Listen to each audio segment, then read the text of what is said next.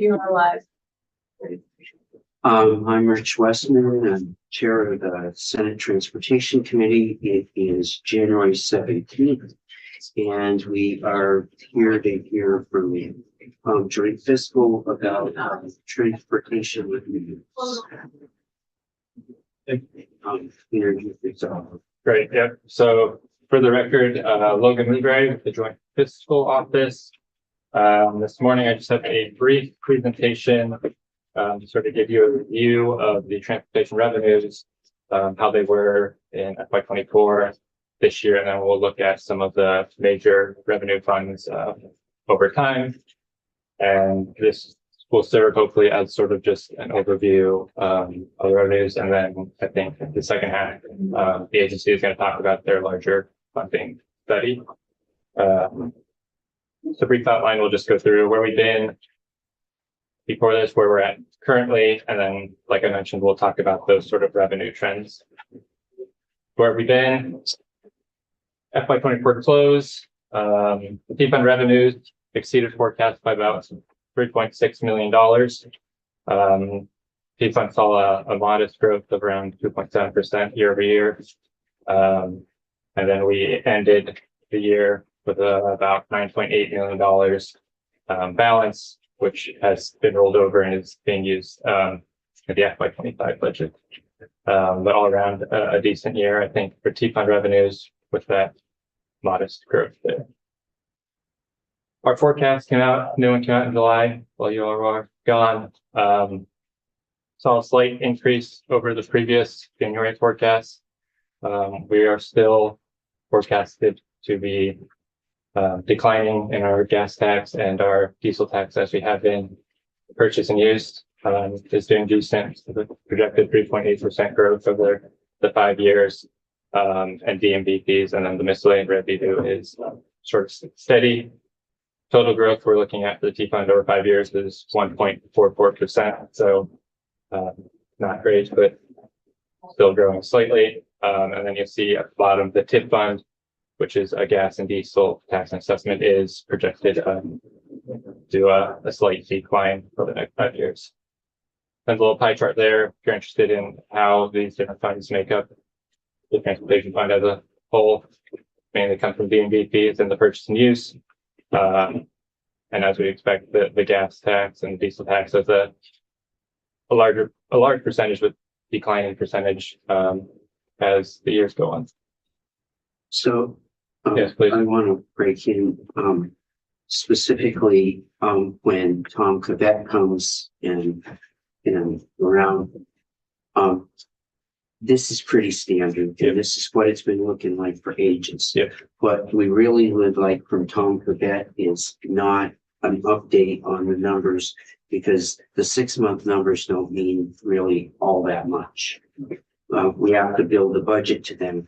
What we really want to dig into going forward is what's behind each of these, and what are we looking at as we're going to do them. These are basically up because of purchase and use tax. But purchase and use tax is the most volatile of these, and will go down where we get as soon as we have a recession. So as I need to get the message either conveyed to Tom or through Joint Fiscal, Sure. or I'd have a conversation with him before. We really want to dig into what's behind it. Yeah, correct. So just to continue on a little, last one on the forecast. There, if you're interested to see what that slight growth was, it was a couple million, looks like 2 million for this year, less than 1% growth, but better than a decline. Where are we now? FY25 thus far. T-Fund revenues have been good this year. We are currently about $4.2 million above the forecasted revenue. I will note that that was only through December. We still have half a year to go. But so far revenues are doing pretty well with, again, that purchase and use, bringing in a lot of the excess additional revenue that we see. And right now we're about 2.7% above our forecasted estimates. And here it is month to month if you want to see collections. So hopefully this trend continues, but we'll have to see how the rest of the year plays out.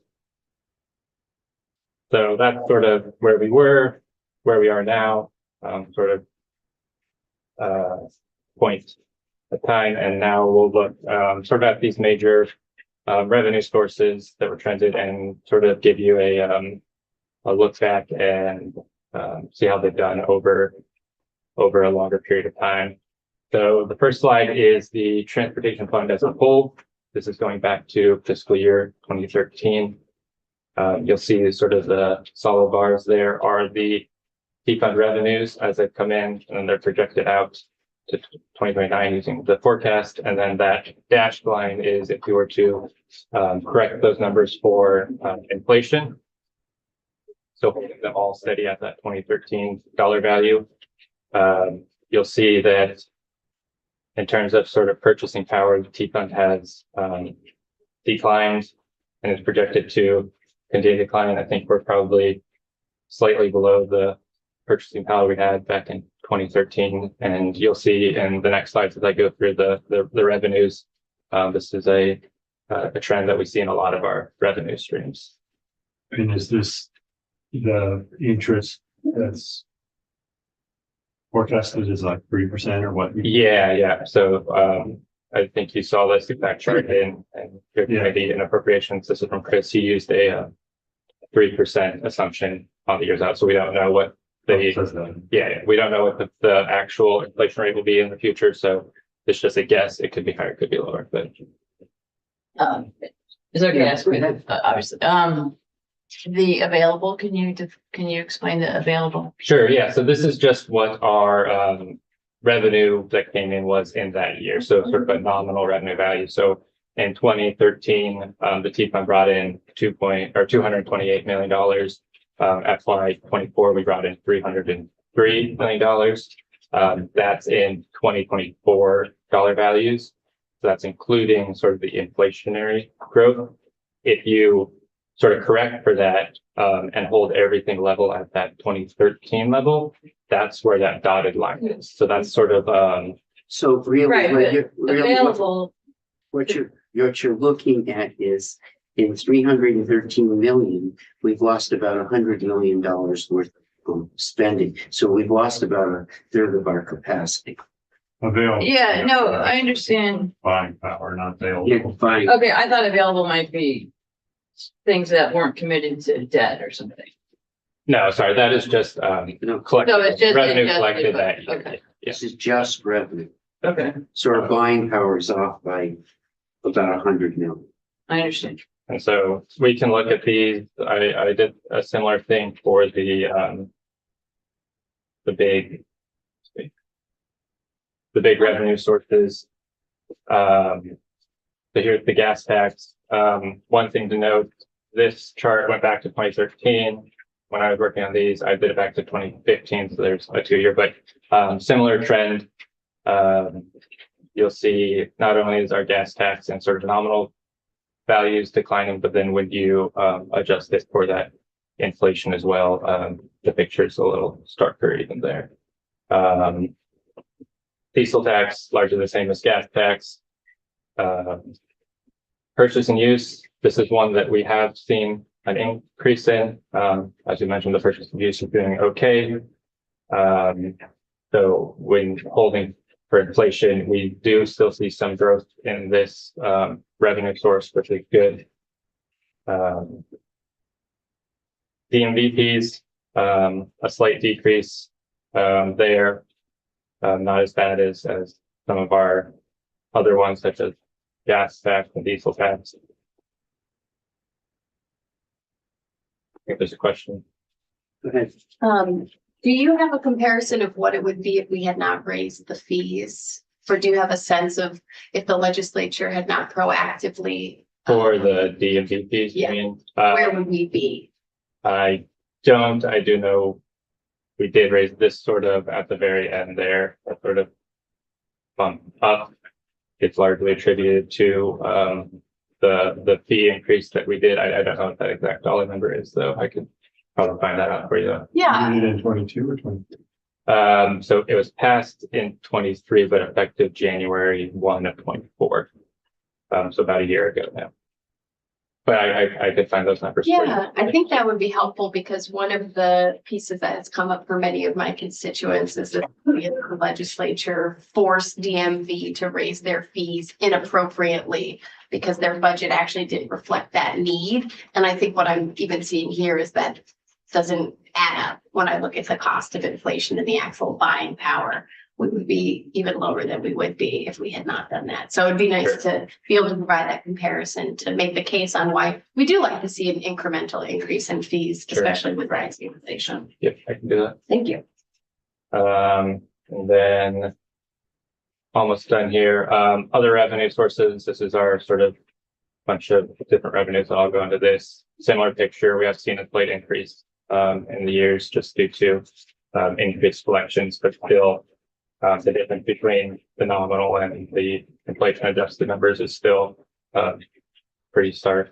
And then my last slide, I took the first T fund revenue one that you saw, and I just took it all the way back to June of 2001 to give you an even longer term look back, holding all numbers sort of at that 2001 level. You can see the difference there. 2024, we're collecting 303 in sort of a nominal value.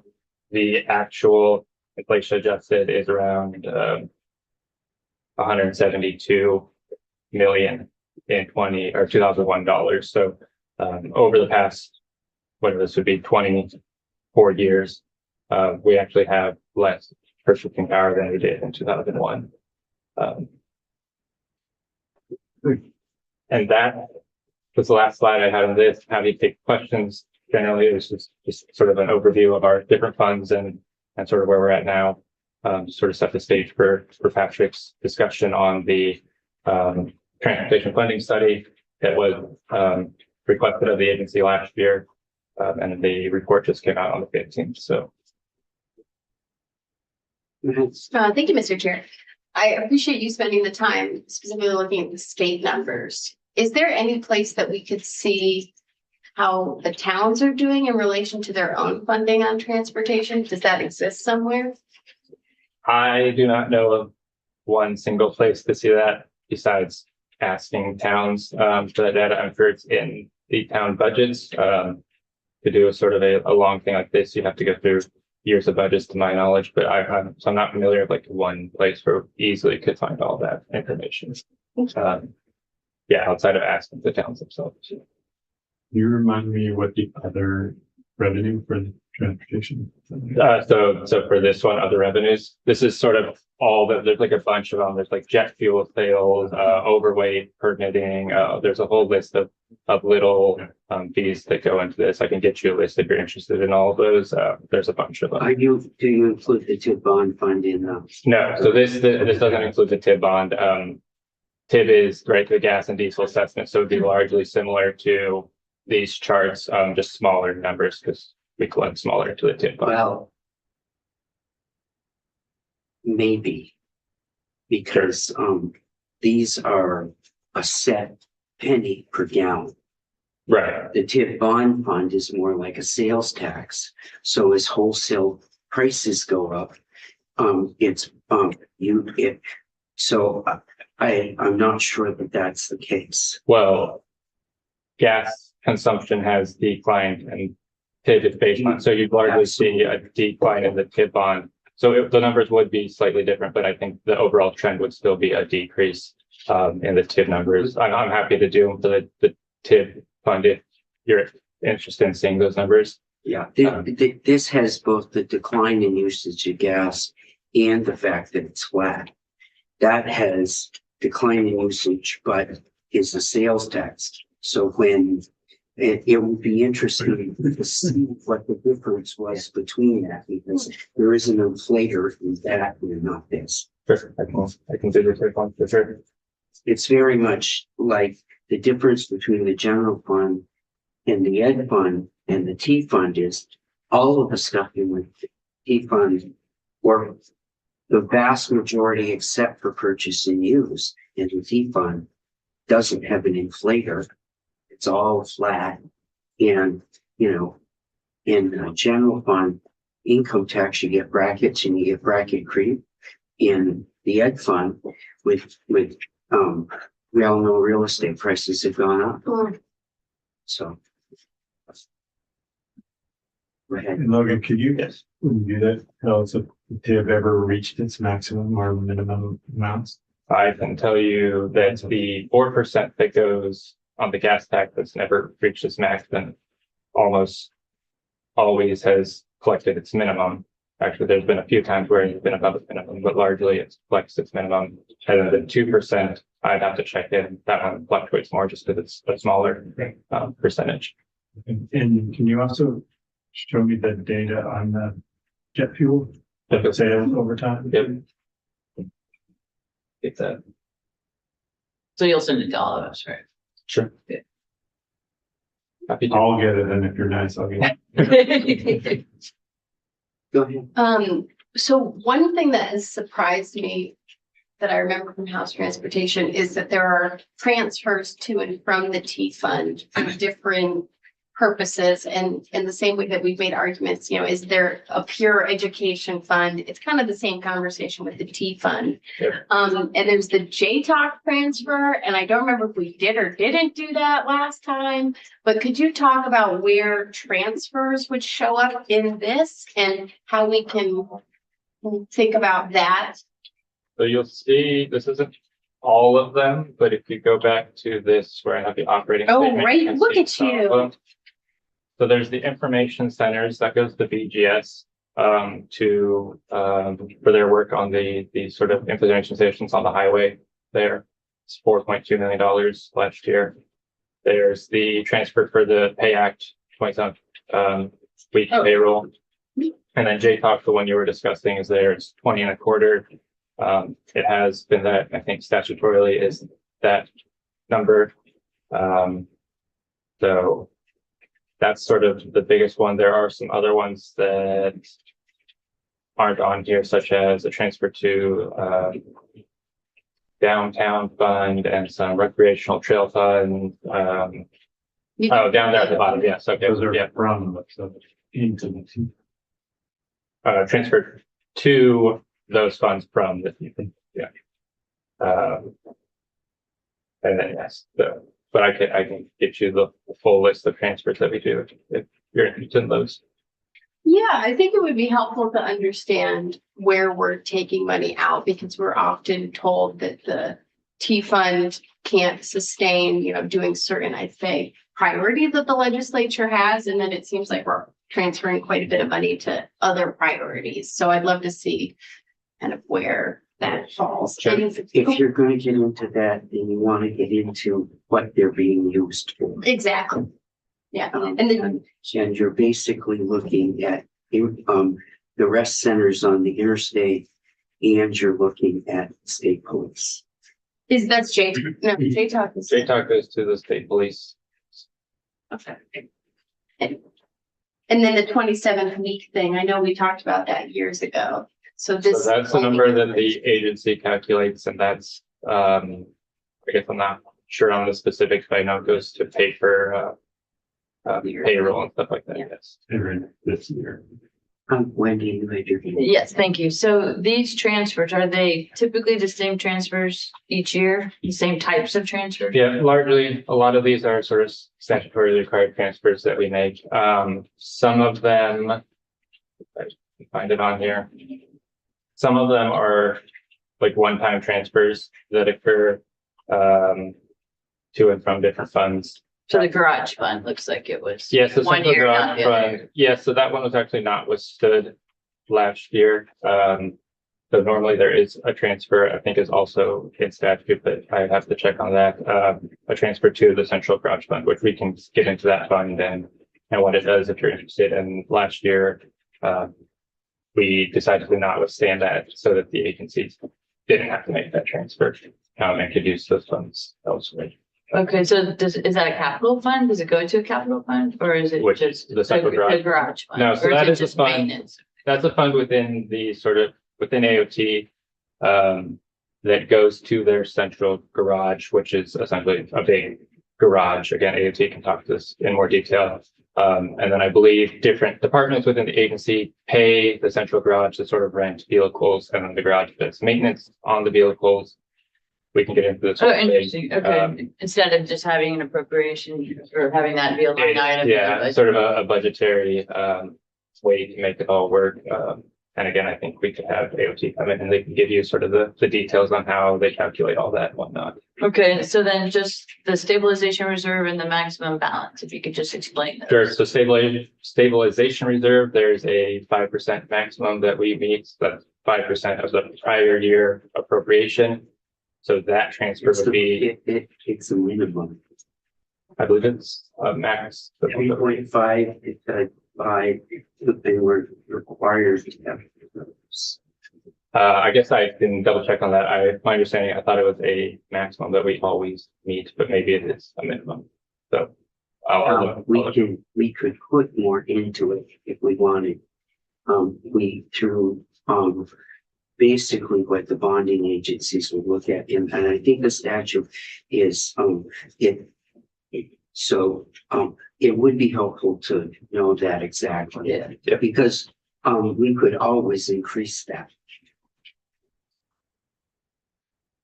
Yeah, minimum makes sense. Yeah, that'd be good. what was your other transfer? No, that was it. Okay, I mean, the two are the same number, so that's why I was saying the stabilization of 5%. yes. Thank you. What this doesn't have, and if we went out a year for this year, there are a number of things in transportation that the general fund has funded and set aside. And that's going to be important as we put together next year's budget. There's 12.5 set aside for to make the federal match that came from the general fund and is sitting there waiting for us to use. In anticipation that with these revenues in the downturn, we can't make the match. And then the money that if it's in this year's budget that our vice chair keeps bringing up is 12 million in EV incentives is general fund members. So it's not exactly in here or counted, but I think it needs to be recognized that if you consider encouraging EVs, that's been a general fund. That's been money set aside in the general. Yeah, thank you, Mr. Chair. One of the pieces that has come up quite a bit, and I think the chair just alluded to it, is that we won't be able to meet our federal match requirements to get the things that we want to draw down those funds. That feels like a very frequently used argument one way or the other. And I never quite know the basis of fact of how much money we truly have and if it's earmarked and that has to be used for a match or how all of that gets figured out. So what amount of money do we have that we can consider to be used for a federal match? And is it project specific? I mean, maybe that's when we get to the budget, but what revenues of ours here can be counted towards a federal match?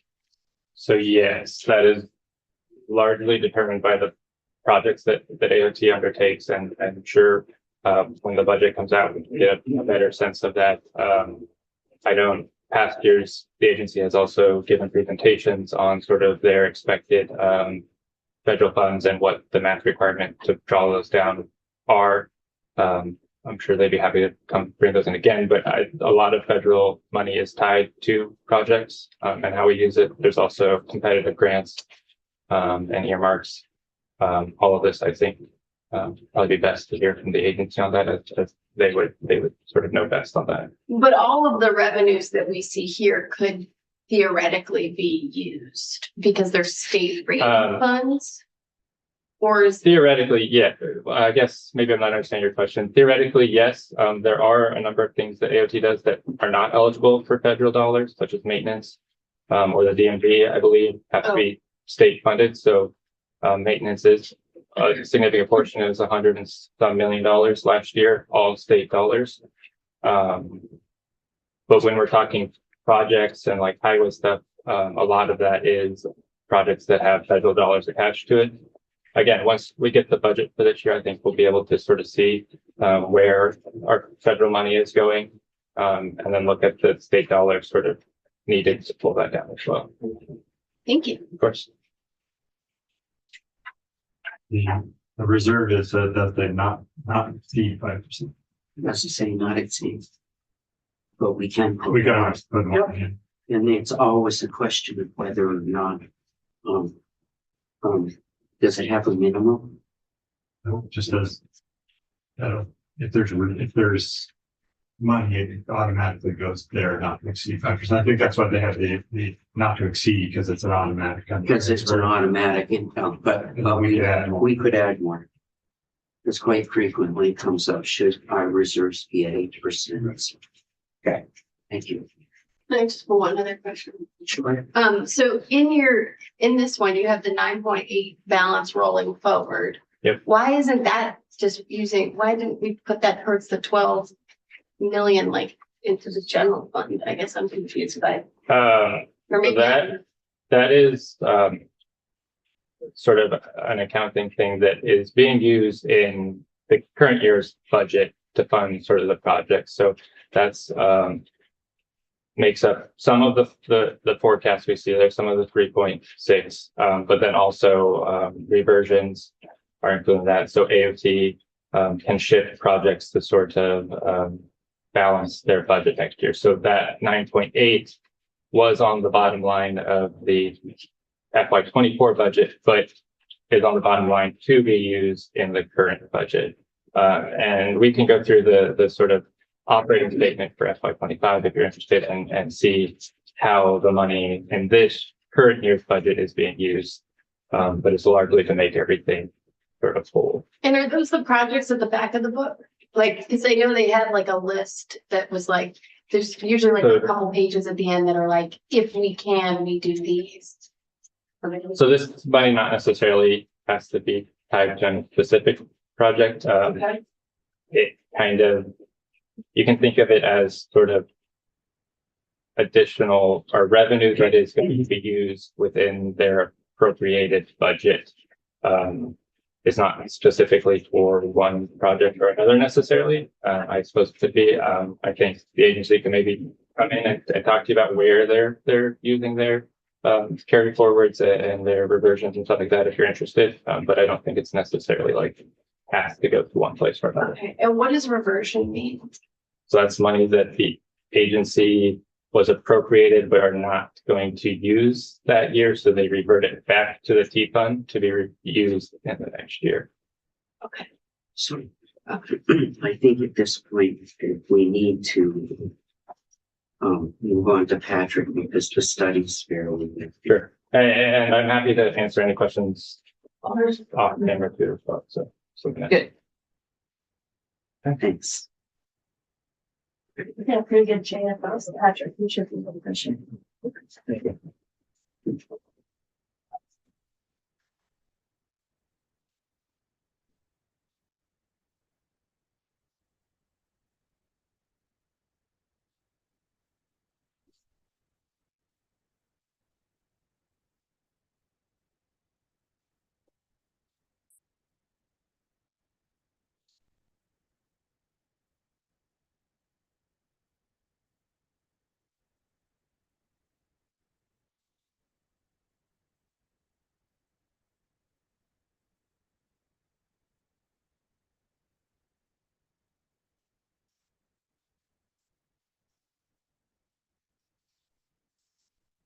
Morning. Good morning, Mr. Chair, members. For the record, my name is Patrick Murphy, State Policy Director of the Agency of Transportation.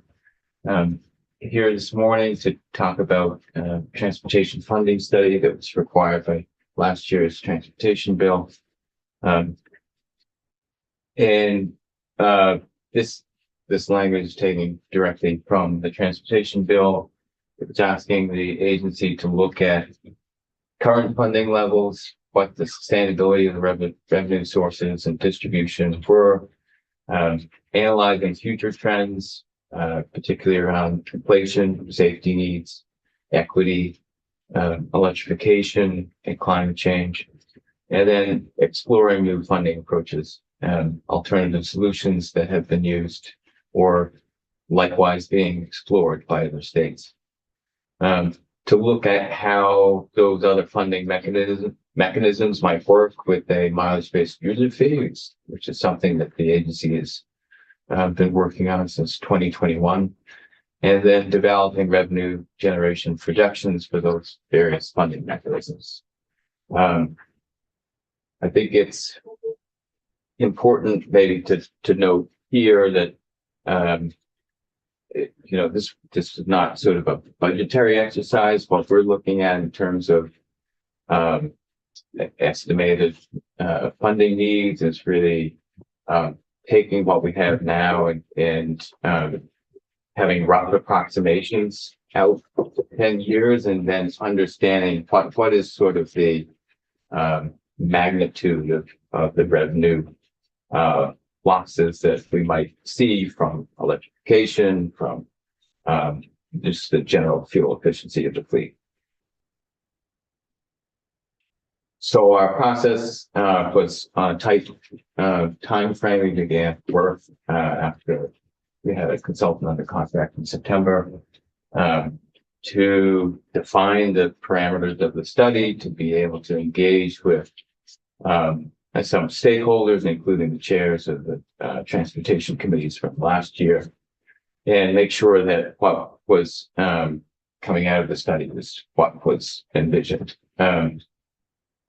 Then we engaged program staff with the consultants to get a better understanding of what the funding needs were, the specific contexts for the different program areas, and then what we might be looking at over the next 10 years, quantify those needs, and then began looking at what gaps might come about because of that based on revenue projections. So, as I said, it's not, the agency's budget. It's just estimates of what needs might be. These are the main line items that you'll see in our transportation program. And as with prior studies that were conducted by the agency in 2013 and 2016, we see significant revenue gaps in the out years. In the first 2013 study, upon which this study was based, the budget at that time was somewhere around $400 million, $450 million. And we were projecting out revenue gaps of about $250 million. So estimating out funding needs of $700. Can you talk to us a little bit about what the definition of this is? Yeah. So what we really looked at is just basic maintenance of our core transportation system. It's not adding additional initiatives to the transportation program. It's looking at what do we need to continue funding the work that we're doing, and that's based on federal highway performance measures, meeting those goals around pavement conditions and all kinds of safety requirements. So it's very much driven by FHWA funding requirements, by statute, and not trying to go beyond that in estimating out needs. Okay. Go ahead. Thank you. So on the two big ones, the pavement needs and the bridge needs, Sure. did you project the future numbers just by increasing them by a certain amount, or is that based on actual, like bridges? So we're looking backwards at what the needs have been, but then applying a factor to increase year Okay. over year. So each of these For- increases for the same Yeah. amount? The different line items don't necessarily increase by the same percentage. No, I because- understand. Yeah, Okay, so with construction, we assumed a 5% increase because we have seen significant inflationary pressures. That Jeremy will be able to speak to later. But for the other line items, we're either assuming a 2.5 or 3% increase. So because they're not, for example, DMV is not seeing necessarily the same sort of inflationary pressures as what's in the, construction realm. okay. Yeah, good. Yeah, these ones. So two that seem to be very different, and that is aviation. Is very, more than double this time period. No other one does that. And then also the environmental policy and sustainability goes from 30 million to 1 million. Sure. So another thing I should have said at the beginning is that we have a couple of concurrent studies going on. The Cap and Invest study was meant to really focus on what are our climate needs in the transportation sector. And so that did not factor into our report. We sort of left that bit of analysis to the consultants on that project. A Cap and Invest system would be years out. So for the purposes of this study, we just looked at what sort of continuing some of our electrification programs would look like in the next couple of years. And that's why you see it drop off. Or so that Dramatic. those incentives were in environmental policy and sustainability. That's right. That's in the line item for that.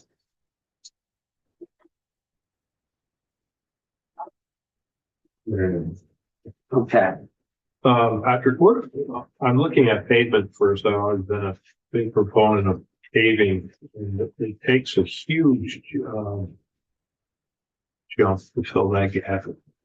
If you go from now till out to 2035, what triggers that? Is that because we're not paving enough? Is that because the cost of goods is escalating, or? Yeah, this is one of the line items that I think was using a 5% increase year over year. That is, Based on the inflationary pressures on materials and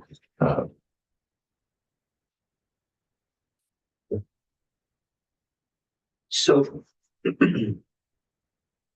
this is not just state specific money. This includes the federal money too. it does, yeah. So Because I was trying a to lot of, compare it to this chart from here, to be able to. so this is and about 54% of Yeah. the agency's budget is federal. Aviation and rail, we just mentioned, those are largely federal. And there is more detail on the assumptions in the report. Yes, yeah. Yeah.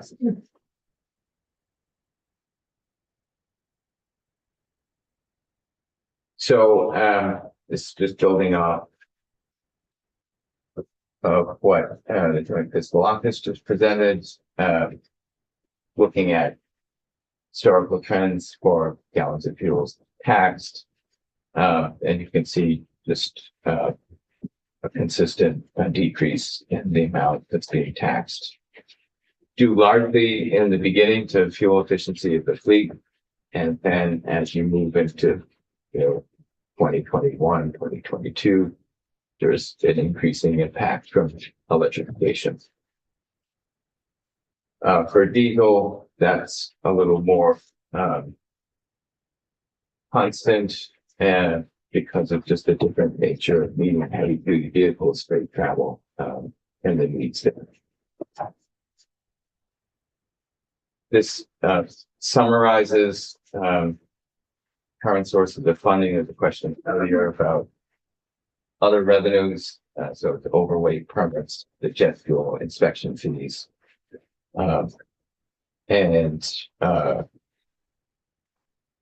so we have fuel taxes, vehicle purchase and use tax, with 2/3 of that staying in the transportation fund, the third going to the education fund. We have DMV fees that were just recently increased in 2023. And then, as I said just a minute ago, federal funding, which accounts for more than half of what we spend. So this is looking both at actuals and what we're projecting. You can see that the purchase and use tax has accounted for an increasing percentage of our overall revenue, while at the same time the fuel taxes are decreasing, and that trend is expected to continue. Question on this one? Sure. Purchase and use, that is a general tax. And I assume that this is a proportion of those revenues, a proportion of that. Yes, this is this is just measured percentages, not. No, I understand. Let me ask a question. So, but purchase and use funds things other than transportation, right? That's right. So what amount is this of the total purchase and use? How much is going to transportation?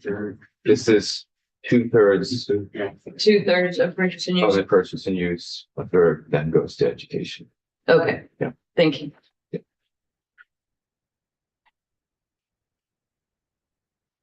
So this is to get a sense of expected revenue declines and what accounts for what part of those declines. So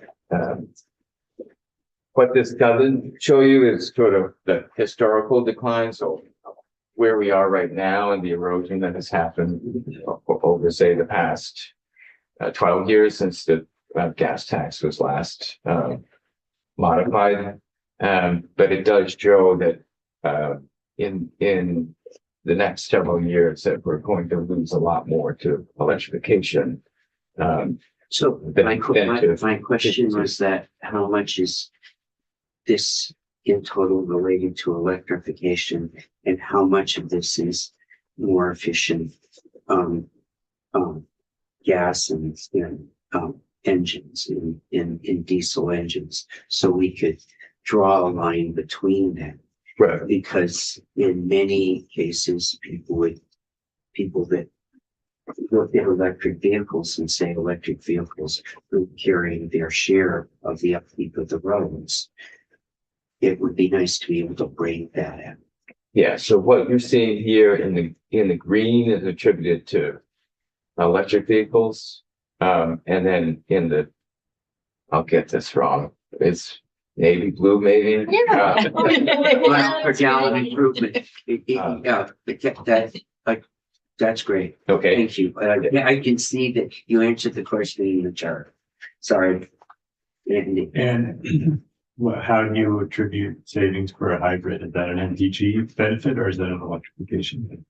that's attributed to the navy blue. Okay.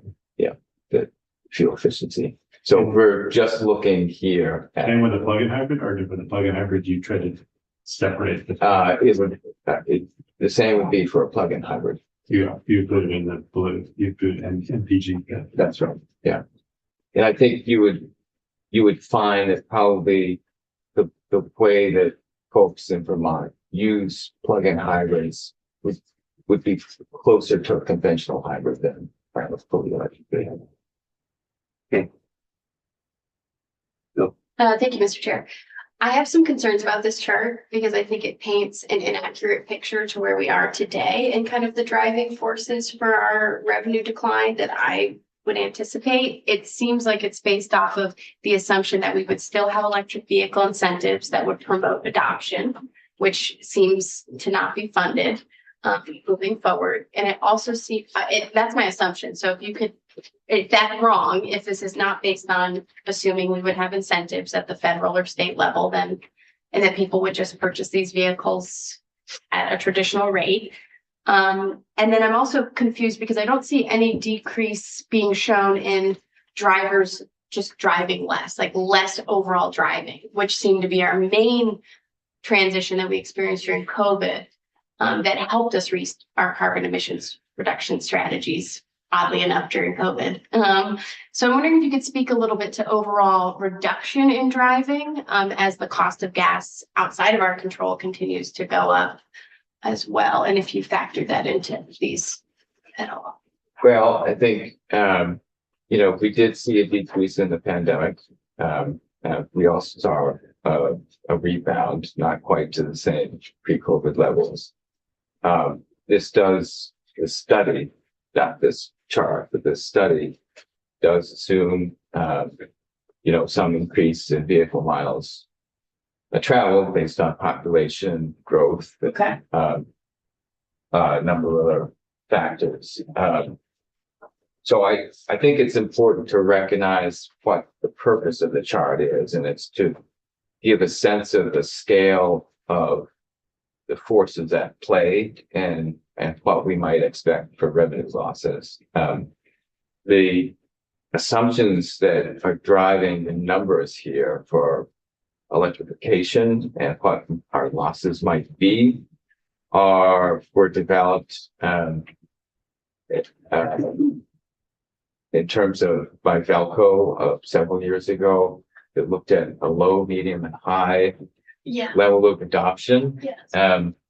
We are at right now tracking with the medium very closely Oh, with the medium level of adoption that was projected in those estimates, and actually a bit higher than the medium scenario. We are very quickly approaching the sort of what others have deemed as the tipping point to mainstream electric vehicle adoption. And, despite the fact that there are potentially changes on the horizon federally, there have been significant investments in electrification by the automakers. We don't expect that to just be turned back immediately. We continue to see, even after state incentives ran out of funding in October, we continue to see vehicle purchases at similar levels. So I think, while we might not be at the same on the same curve as we had been, given all the different factors, we are still going to see increase in electric vehicle adoption, and we have to account for that in our planning and projections. So thank you. That's very helpful. It would be helpful if you've just got a chart. The Federal Highway Administration tracks miles traveled per vehicle, and if you just got that chart, I think it can speak for itself. Sure. Can I just confirm what I heard? So what I heard was the incentives, the state incentives ended in October of last year, That's right. but the purchase, I don't know if it's by vehicle numbers, probably, rates in Vermont stays the same of electric vehicles. Is that accurate? So, so I'm Matt Coda, behind me, but his organization, Beta, tracks the percentage of new vehicle sales that are electric Or the percentage? month to month. Okay, so that And might not be the same amount, but In October of 2024, so we ran out of funding the very first week of October. October of 2024, the new vehicle sales were 14.6% for electric. Okay, The following month, it was slightly less, 13% or so. But we're not seeing a dramatic dip in vehicle sales, and it's important to note that the state of Vermont, even though the state incentives are in place, we have a very robust set of incentives on the utility scale. Our local utilities offer incentives that rival many other states that offer them. And then we do still have in place the Inflation Reduction Act credits that are available at point of sale. So until that is modified, we can't really speak to what might happen in the next several weeks. all right, that's helpful. Thanks. It would actually be great to have that statement or information in a separate place. Sure. Well, we have other reports that To provide, have that, there's a report due on the 31st of this month around incentive programs, and we'll get into that. great, For sure. thank you. So, very quickly, we went through, and had some key criteria to evaluate all of the different revenue mechanisms that we might look at. I won't go into this in great detail. I recognize that we're running behind in time. But we did want to sort of set the stage for how we would evaluate each revenue mechanism. So we, with the quarterly consultants, we looked at how did each of these different measures align with those principles. And you can sort of, this is somewhat subjective. And, so it's in some ways the best guess in terms of how it lines up with, appropriateness for state level implementation. But there are some things that are really sort of important to note about these different measures.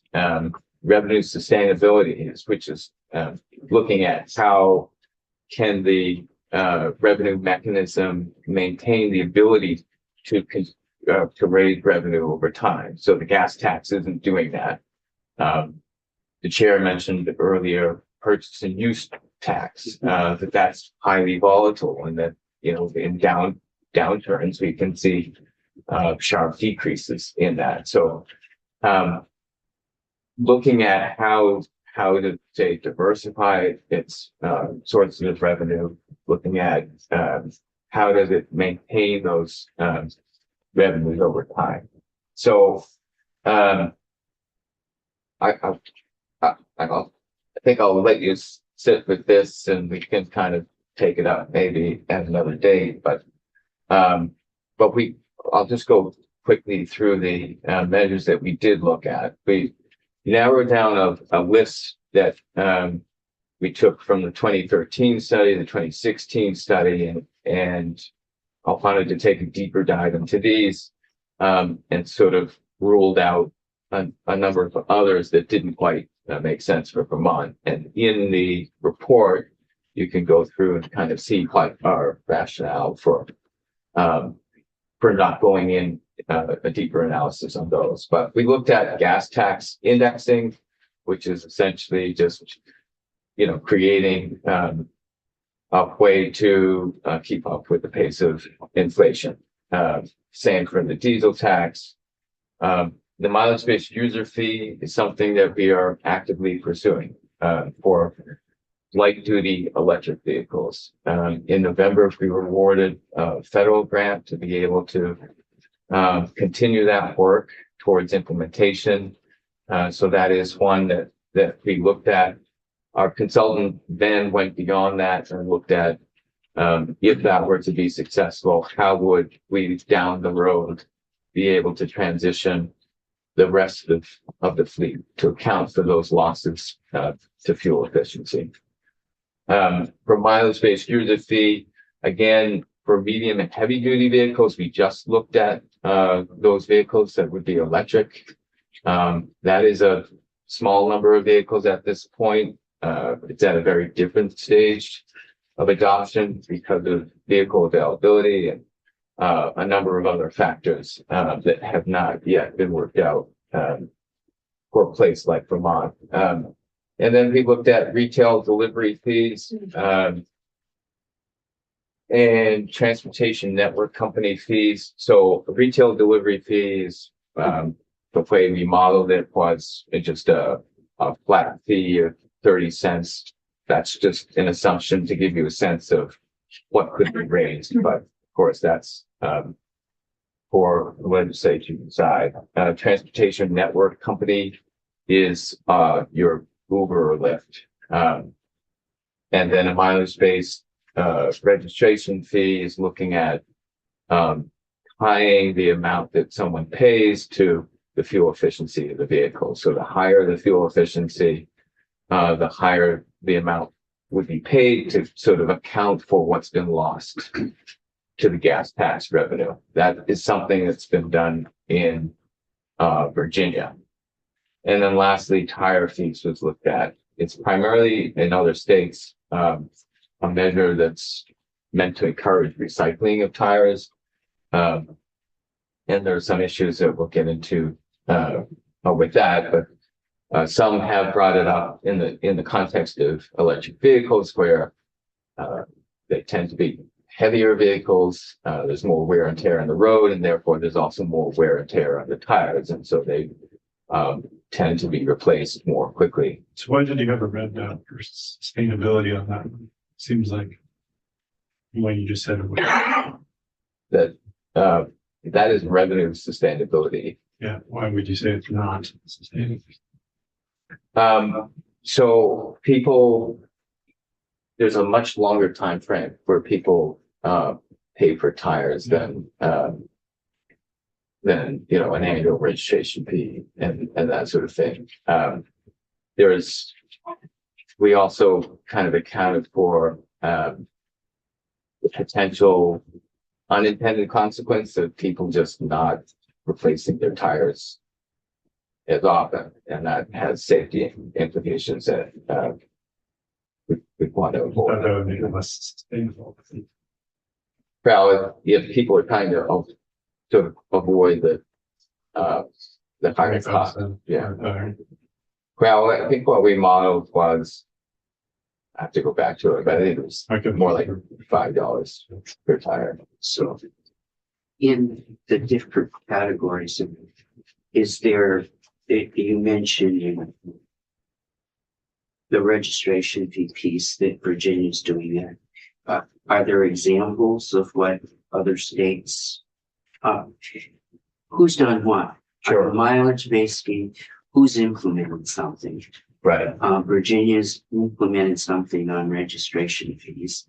It would be interesting to see, us being small. I'm inclined to, as I look at stuff, want to go with stuff where somebody else has experienced the pitfalls. So it tried it out first. Yeah. Yeah. And, a mileage-based fee, depending on how you calculate it, and depending on how you did it, would probably require IT systems that are pretty significant. So it just would be interesting to see who's implemented stuff and what's working and where. Yes. Yeah. And some of that should be in the report. There is for indexing of the fuel taxes, I think 22 states in the District of Columbia have implemented something along those lines. Mileage-based user fees. Hawaii is the only one that's enacted a mandatory program. It won't be mandatory until 2028. But they're sort of furthest along. Other states, Washington, Utah, have Oregon have pilot programs. Yeah, It Sure, That, yeah. it's great that you, it, some place where I could see to, Yeah, so we can draw that out from the report and put it into sort of that would a be simpler nice. chart. That Yeah. would be great. Mr. Chair, there was a really fantastic presentation at the National Conference of State Legislators from a few of the states that have implemented, I would say like some phase of miles-based user fees that they've already like made that we can send Yeah, out. that That would was be really great. helpful. Sure. And then, so I'll run through these very quickly. Yeah, I would also suspect that, our agency belongs to national, groups that deal specifically with transportation. And I'm sure that they have seen that too. Yeah, I think it was from Mr. Show. So we are an active part of the Eastern Transportation Coalition, which is where a lot of the work on the mileage-based user fee has taken place. And not only did we participate for awarded a grant for Just Vermont, but we also are participating on a joint grant with that coalition.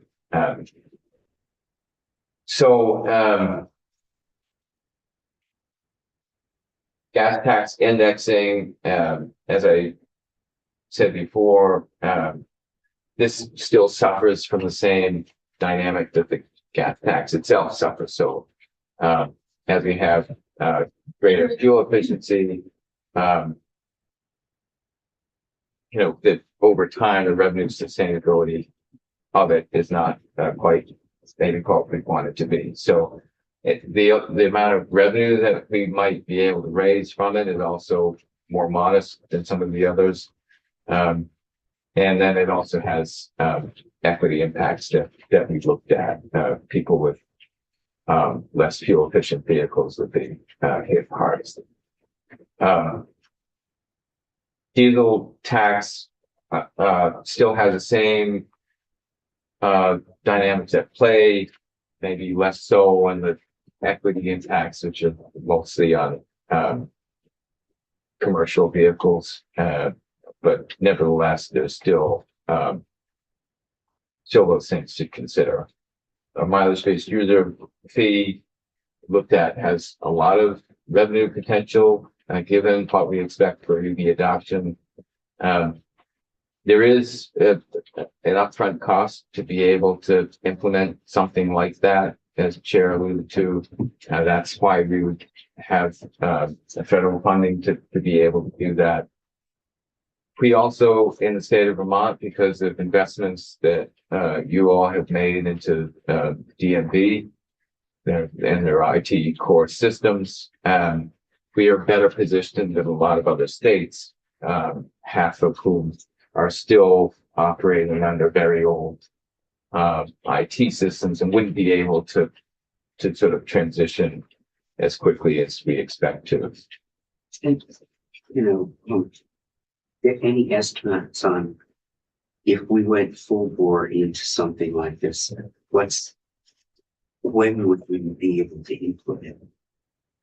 Yeah, so we are hoping to be able to implement mileage-based user fee for electric vehicles only by July 2026, if the legislature passes statute that allows us to do that.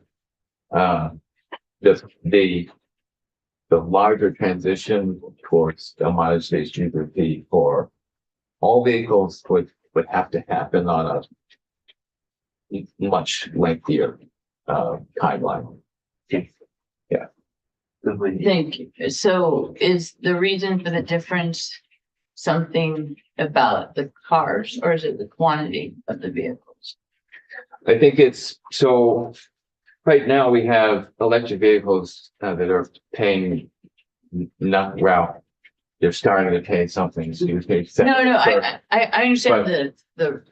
Well, yeah. So what I'm getting, Maybe I. yeah. So what I'm getting at is right now we have the electric vehicles that are, for the most part, paying little towards or nothing actually towards the road network, towards bridge construction, all of that. So it's a much different proposition to introduce electric vehicles to a mileage-based user fee that has some imperfections. We make it fairer by introducing a mileage-based user fee for electric vehicles to pay something, but there are still things that will need to be worked out with a mileage-based user fee that will take time to evolve. So we're proposing to use odometer readings through the vehicle safety inspection process. Yeah. That's a cost-effective way to do it, but there will then be the questions around fairness on the border of interstate travel, and how do we account for other things that aren't fully addressed by that kind of a system. And so before moving to the entire fleet being subject to that kind of a fee, I think we would need to allow the mileage-based user fee to evolve. Okay, so what I'm hearing is it's policy reasons that make the electric and the traditional gasoline a different schedule, but what you're using is the mileage that you get on the annual inspections. That data is the same for both, right? That's right. Yeah. Okay, that's what I just want to make sure. Sure.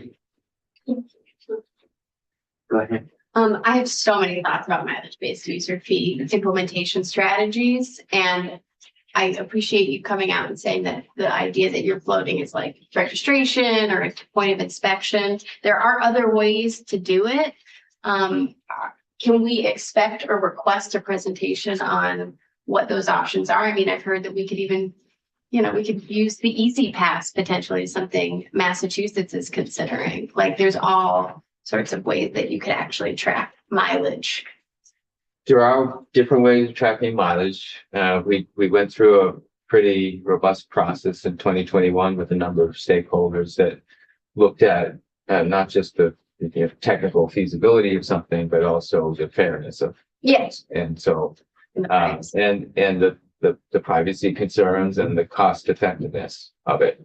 So technological solutions tend to be more expensive. And that cost Yeah, has to take longer. and take longer, and that has to be borne by someone.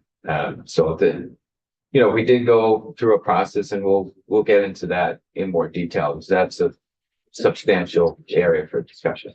Yeah.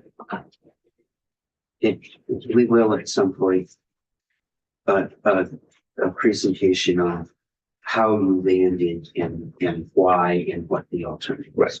Yeah. So is the administration proposing this change to IMBA for electric only, or you're just saying if that was to happen, this was the data? Well, we're proposing this change for mileage-based user fee for electric vehicles.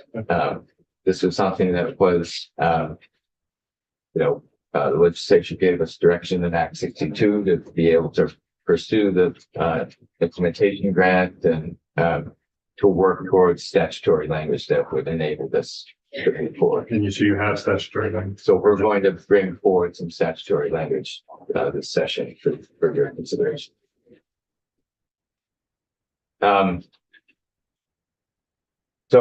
Mileage-based user fee for medium heavy duty vehicles is similar in how it might be implemented by DMV.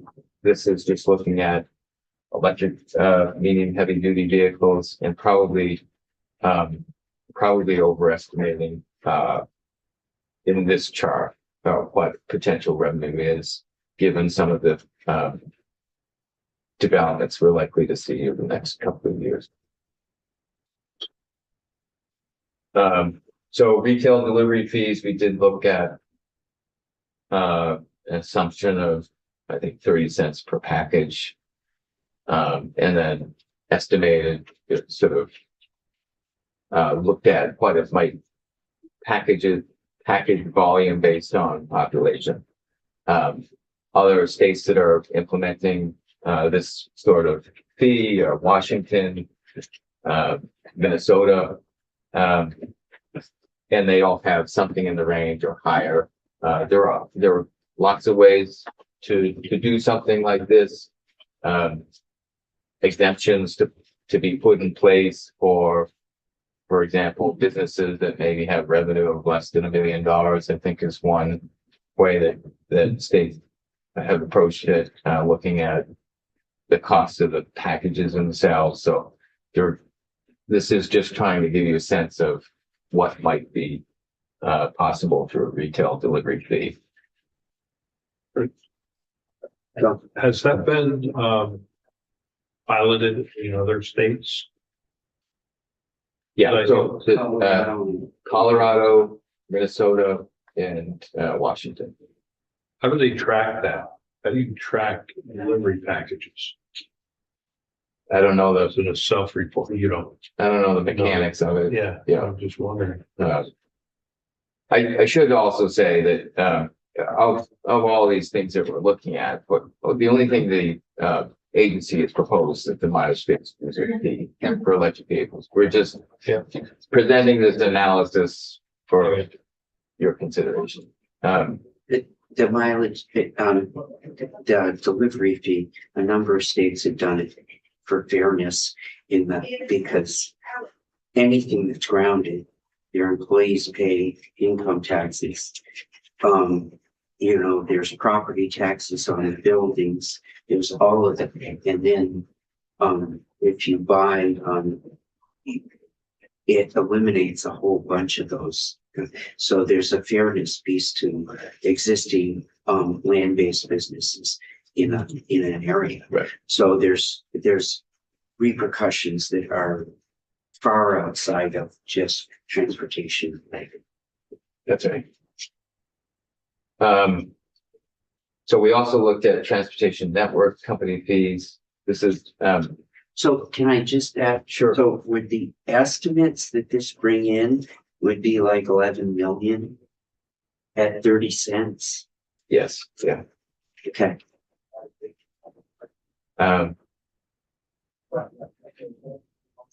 So we looked at transportation network company fees, which is Uber and Lyft. I think you mentioned the other day, Chair, that doesn't have wide application here in the state of Vermont. It's really relegated to the urban areas, Burlington and Winooski and Chittenden County. So did not see a high potential yield and revenue. This was modeled 3% tax on transactions. So to do it as a percentage is probably better because it's more reflective of the actual impact upon the road network, the length or the distance of the trip, and then it also adjusts over time as the price of trips increase. Mileage based, the MPG based registration fees. They have a high potential yield for revenue, but certainly concerns around affordability and just equity impacts on folks who own gas vehicles. And then the last is tire fees, which has a very modest yield in revenue, and then we talked about some of the potential unintended consequences for some of this. And then lastly is looking at not just mileage-based user fee for electric vehicles, but for all light-duty vehicles. And if you compare these numbers to the fuel tax revenue, you can see where a mileage-based user fee sometime down the road might help bridge the gap that is created by fuel efficiencies.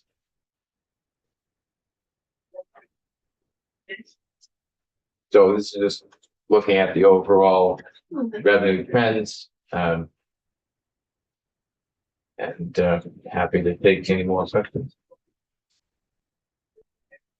Well, there will be pieces of this that will want to do that. Sure. In particular, if we're gonna do, if you're gonna request mileage-based user fee, when it's appropriate in that, and want to go into what the alternatives were that would consider involved. Go ahead. Thank you, Mr. Chair. Throughout the creation of this report, did you consider how specifically targeting electric vehicles for increased cost would affect the overall adoption rate? So, when you say targeting. So one of the benefits of being an EV driver is that I don't pay the gas tax. That's actually kind of nice. My fuel costs are down. So that is an incentive in the marketplace for me to purchase an electric vehicle or a hybrid. Did you factor in the potential for folks to take into their calculation of if they should switch to a different vehicle, this increased cost on the overall adoption rate? I'd say we considered it and we didn't consider it a huge factor because what we're looking at, and I think it's probably best to go through this as part of the mileage-based user fee discussion. But we did look at what is the potential impact on EV adoption and find it rather minimal. We're talking about $10 to $20 per month versus savings of, over $1,000 a year in fuel and maintenance costs. Those maintenance costs would go up if you're driving an EV on a road that's not maintained. So there's definitely some impacts to not raising revenue at all from a growing body of vehicles that will make up our fleet. Did you consider fee baits in any of the, I know you've got the super users. Like the second to last one was essentially like a super user's fee, right? Like a high gas. It's not that's not related to the use of the vehicle. It's related to the vehicle itself. What is the mileage rating, the EPA mileage rating of the vehicle itself? So as you drive however many miles, how much gas taxes is sort of being avoided from collection. Okay. And I did see a luxury car tax on this. Was that something you discussed, or was it that we didn't ask it to be looked at, or it just wasn't something that rose to the top in any of the categories that you've listed? Yeah, it wasn't something that we had looked at, that we were asked to look at. I think there may have been a study in 2016 that had looked at what are the potential revenue costs there, but we were on a pretty tight time frame, so we didn't consider lots of other potential revenue sources. Okay, thank you. This is very well done. Clearly, you've put a lot of time and effort, and I really appreciate it because it gives us this basis of knowledge and understanding. And we're going to have to figure this out as a state. And I think every state is trying to figure this out at a different point. And I'm very grateful that Vermont is being proactive. Because I get very nervous about what will happen if we're not. Thank you for taking the time. So we will be coming back to pieces of this, and now we are a little behind. So Jeremy,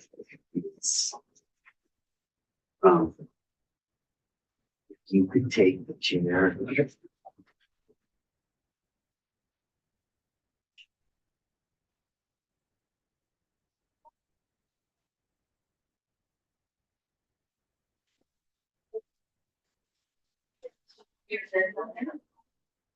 So Jeremy, since you're on for the next two pieces, and we've got slightly over an hour. Yeah, I can make it work. I'll be Can done. you do both of them? Yeah.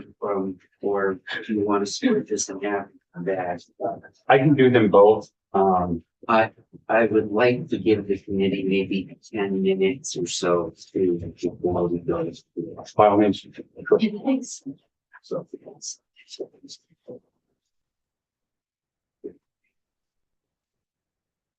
There you have the one. I didn't realize I didn't plug in, so let me pull it up.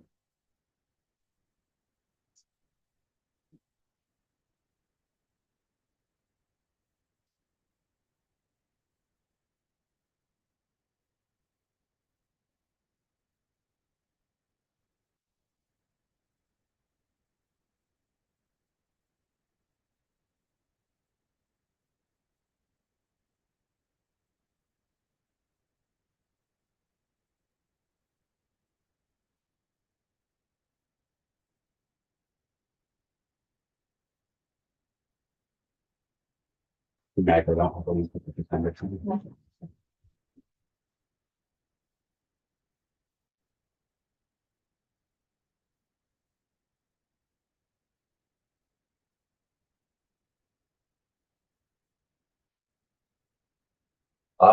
Previous email, I got it. It's not in the calendar invite, but it's in the. Yeah. I know it's it's- something very about.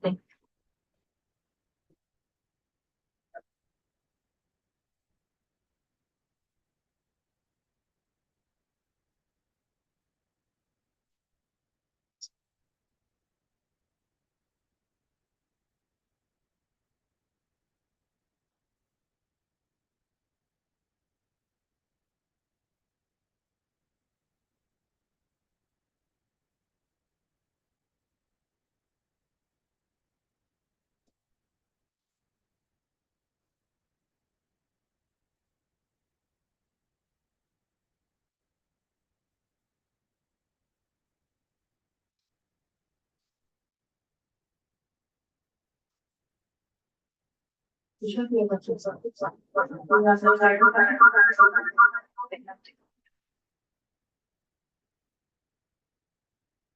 That's unmuted. Yeah, there's that other line, you got.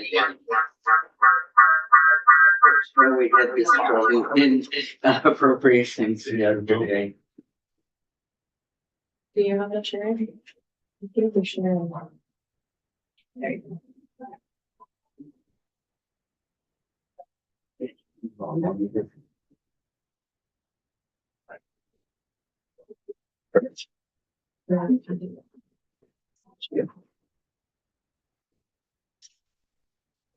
Okay, thank you, Chair and committee members. My name is Jeremy Reed. I'm the Chief Engineer for the Agency of Transportation. And I'm here today to discuss the effects of inflation recently on the cost of our construction projects and sort of the buying power that we've seen reduced as a result. What was that a photo of? Yeah. I know.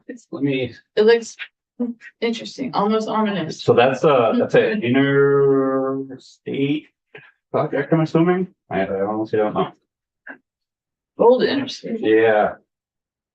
Actually, you know what that might be? That might be the drawbridge. The first one. I think you're right. Yeah, I think that might be what it is. We have a lot of drawbridge pictures in here for several years. Right. So, yeah, I think that's the Well, first whose drawbridge. district was that? Yeah. Oh, And her message. So, Now yours. there's two takeaways that I'd like to present today. One is the actual inflation increases and the loss of buying power, but also the volatility in bid prices that we've seen. And obviously that impairs our ability to have accurate estimates and, years out having predictable budgets for projects and the ability to deliver those projects on time. So this is a graph from Federal Highway, and it starts at 2016, and you can see the very significant increase around 2020, which was the fourth quarter of 2020. Obviously, there was a dip from the pandemic, but from the fourth quarter of 2020 to today, there's been a 54% increase in that 3-year period in construction costs. Oh, And that's nationally. This is the construction inputs from ARPA, which is the American Road Transportation Builders Association. And if you look at the average price increases from 2012 to 2020, asphalt actually decreased 2.3%, iron and steel decreased 1%, and concrete products increased 3.4%. But if you look from 21 to 22, we saw a 48% increase in asphalt, a 42.4% increase in iron and steel, and 10.4% increase in concrete products. Those three materials are very heavily used in our projects and probably represent some of the greatest costs for our projects. If you look at total combined inputs for highway and street construction, what we see is there was a 7.4% increase from December of 14 to July of 2020. And then from July of 2020 to July of 2022, a 40% increase. So again, a very, very significant increase in a short period of time coming out of the pandemic. So this is some Vermont specific data that we were able to pull. And I just selected a handful of items that we commonly use on our projects that would reflect a program-wide impact. So common excavation from 2018 to 2023 increased 36%. And that's, think anything digging dirt. That's common excavation for simplicity's sake.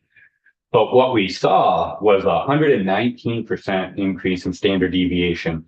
And for those who may not know, standard deviation is sort of the measure of volatility and how close to the average each individual bid price is. So essentially, we saw a doubling of the volatility for that item. Again, traffic signs very frequently used. We saw a 66% increase in pricing from 2018 to 2023, but a 400% increase in standard deviation. So again, just incredible volatility that really impairs our ability to accurately predict project costs. Why do you think there's such volatility? So I think there's a number of factors. Certainly, labor supply coming out of the pandemic was one. Supply, because some people had workers, some didn't. Correct, and depending on the type of project, they may already had a crew ready to mobilize there, and if it was a smaller project, maybe they were trying to search for folks and knew that it would require some recruitment effort and things like that. I think we also saw within the material supply chains a lot of volatility, and how contractors account for that is probably reflected in sort of a risk aversion to their bids. And sometimes they may not, they might have had to be burned a couple times before they actually started accounting for it, which taking on a program wide level would increase volatility. So is there any breakdown between the large companies, the Pikes and the stuff that's more local? We didn't get into that level of granularity. I think the challenge with something like that would be to look at, what is a large company? How do you define that? Well, if I got Pike is Sure. Across all of northern New England, and they I don't hear the same urgency about getting people as I do stuff Sure. that is more regional and local. Yeah, I don't know if that's true or not. I would certainly default to EDC or those represented as PAVE. Obviously, could speak to that. Anecdotally, I have heard labor supply issues are an issue across the board. Now, to your point, I think the bigger the company, the more flexibility they have at any given time. So a small, family-owned bridge contractor probably has their crew, and they can't pull somebody from New Hampshire if things slow down. But I think labor supply is an issue regardless. Wendy, two, I think, quick questions. I understand corrections used to make the signs. Did, Not for our, not for you? not for our capital Okay. projects, no. So that was part of kind of like a state maintenance activity. Which Okay. were to use state funds exclusively. For our capital projects, those are always a third party vendor. Okay, and then how many, did you track how many bidders you're getting per project, if that has changed? I don't know that I have that number. I think we could pull that number pretty Do you easily. is there a feeling that you're getting fewer or? Certainly that is true. Okay. Now, I think there's two components to that. Coming out of the pandemic and when IIJ was first implemented, we saw a pretty significant increase in work put out. And we did not necessarily account for those inflationary pressures immediately because there was a lag before we saw them. So certainly in 21, 22, and probably into 23, just because we were putting out so much work, I think generally speaking, we did see a reduction in bidders. But there could be multiple reasons for that, right? As far as did we put too much work out in one specific region and stuff like that. So I don't know how much I can attribute that to a specific cause. Okay. Thank you, Mr. Chair. For most of these cost increases, it's private bids that are driving it. Do you have a cost of how do we relate as a state workforce doing the work So compared to, like, how are our costs going up compared to the bid costs of private? it's difficult to compare that, right? Because with federal funds, we're not allowed to perform the work. And so that has to be, a private entity. I think historically, we've done some rough calculations, just to sort of compare some of our costs. But I'm not really prepared to testify to those today. And there's quite frankly, a lot of assumptions that go into it. Because you need a fairly significant pool of apples to apples comparisons. And because, the state of Vermont does not build bridges, that there's not really that history of this is what it would actually cost us. Okay. We have done some of that on smaller culvert, but again, that's fairly small sample size. So I'd hate to speculate at what a capital project would cost us. Thank you.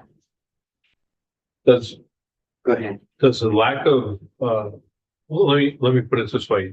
Do you have a robust pot of bidders on these projects, or has it narrowed itself down over the years? I know in the past it used to be fairly good pot of people that would.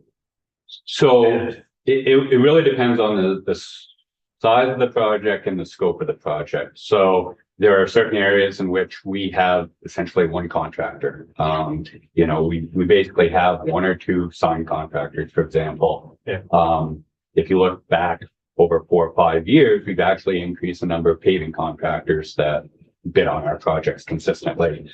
Our bridge contractors have probably stayed relatively consistent. Some have come and gone, but that pool has stayed relatively consistent. So most of these, and I know there's a lag in information. Sure.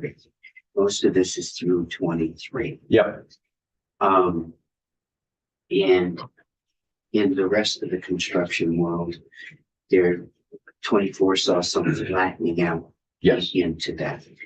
But in the rest of the construction world, rolling back of the materials. Correct. When do you think we'll have information so we better understand whether this was and are we back to more normal inflation versus like it was before that?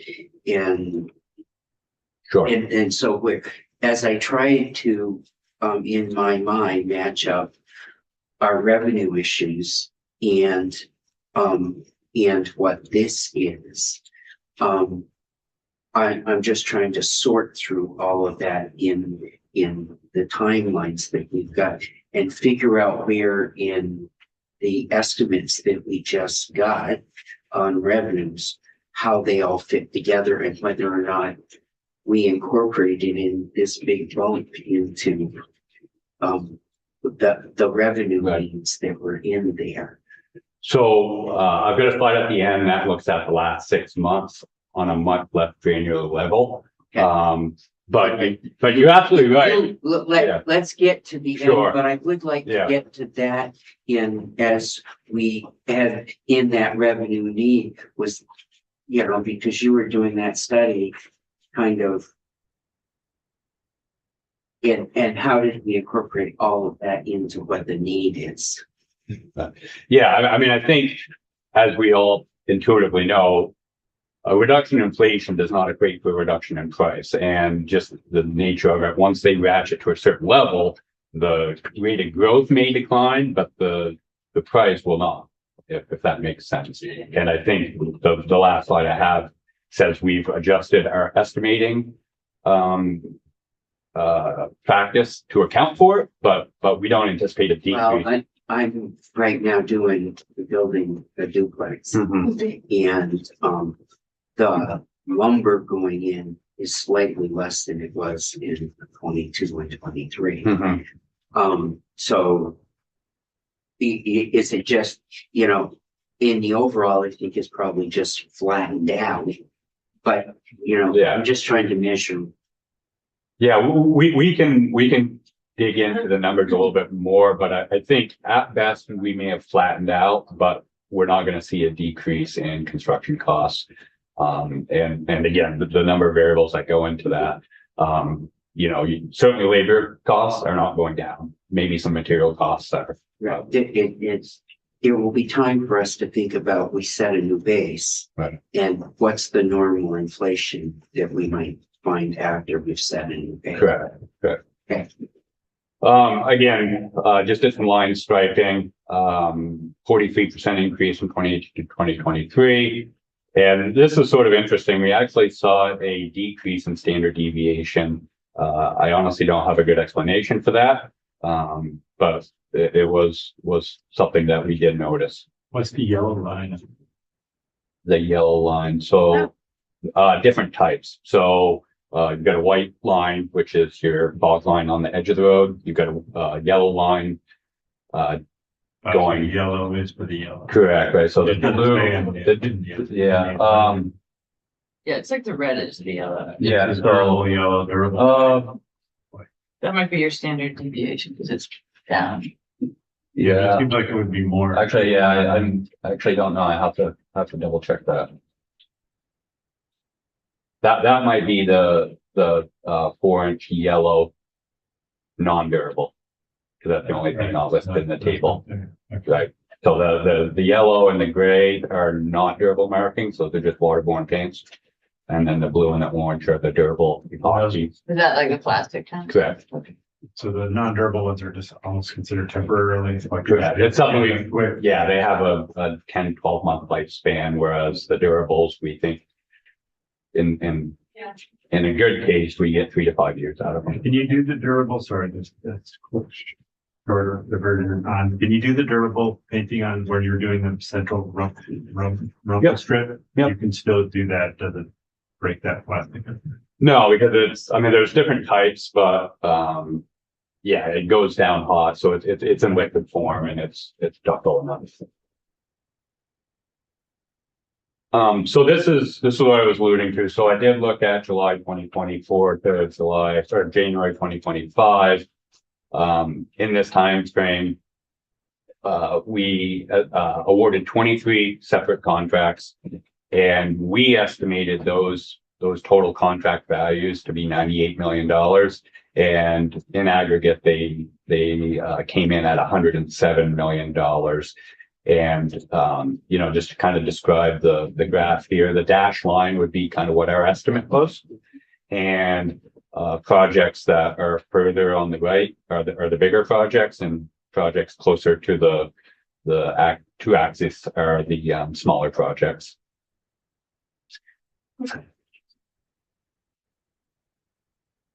So we're getting better with our estimating, but again, I don't believe the costs are going down. Yeah, you had a bunch right on the line, but slightly above. Yeah, we're still predominantly underestimating, the projects, but, we're definitely much more consistent and we're trying not to overreact as well. No, I would tell you during COVID, it was hard. Yeah, it very much was. When Route 15 between Cambridge and Johnson gets put off for a couple of times, people were yelling. And this is an effort, so spoken to both committees last year, we've hired a chief estimator who's gonna look at some of the consumer price index and more importantly, the producer price index and give us a little bit of a more analytical forward-looking approach. Historically, we've always been looking at bid histories and then trying to account for it. But we are definitely getting more refined. The other thing we will notice is when we have price indexing for asphalt, so the paving industry, for example, we're much more accurate with those bids just because they have to carry less risk because we have price indexing for asphalt and fuel on the big paving projects. So are in this thing, are these paving projects, are these bridge projects, are these everything? This is everything. So this is the total of the 23 projects we awarded from July of 24 to January of 25. And do you have like the a chart like this to compare the year or two before? I can absolutely produce one. So if somebody asked, I could show the difference in volatility. Yeah, I think we can produce that pretty easily. I don't have it, but Yeah, that, you didn't expect you would, Yeah. you know, but it would, that comparison which would highlight the volatility to us. Yep. I know it because of 15. Go ahead. And you're kind of getting at the point that I was hoping to raise, which is, are you noticing anything geographically? Is there one or more parts of the state that are costing more on average when you have project bids? Is there a type of project that is seemingly just really large? And my concern post some of the floods was that we were seeing, at least on the municipal level, we were seeing way insane bids on like dredging out, crazy stuff on the local level. And it seemed like we were just getting those price hikes because people said, oh, he was going to pay for everything. So I guess my question is, do you have any geographical distribution and post natural disaster? Is that factoring? And are people gouging us because they think that there's money falling from the feds? So there's always geographic differences, and in our estimating, we take that into account. I don't know that either the pandemic or the flooding has made that worse. Oh, okay. I don't know that it hasn't, but I don't know that it has. I would offer that the majority of our big flood work hasn't been let yet. Oh. So from a price gouging perspective, certainly in the immediate aftermath and the immediate months following, there was a lot of contractors who had a lot of work. But I don't know that because that wasn't a long duration project, that actually impacted our capital projects that would be, built the following year, for instance. Okay. I think when the White Book comes out, you'll be able to draw your own conclusions about the total scope of the program. And, quite frankly, I'm not that concerned about there being too much work out there and not being able to get competitive bids. Okay, that's really refreshing. It's hard to get too much work out there when you don't have the money. Yes. Which is really the position we're in.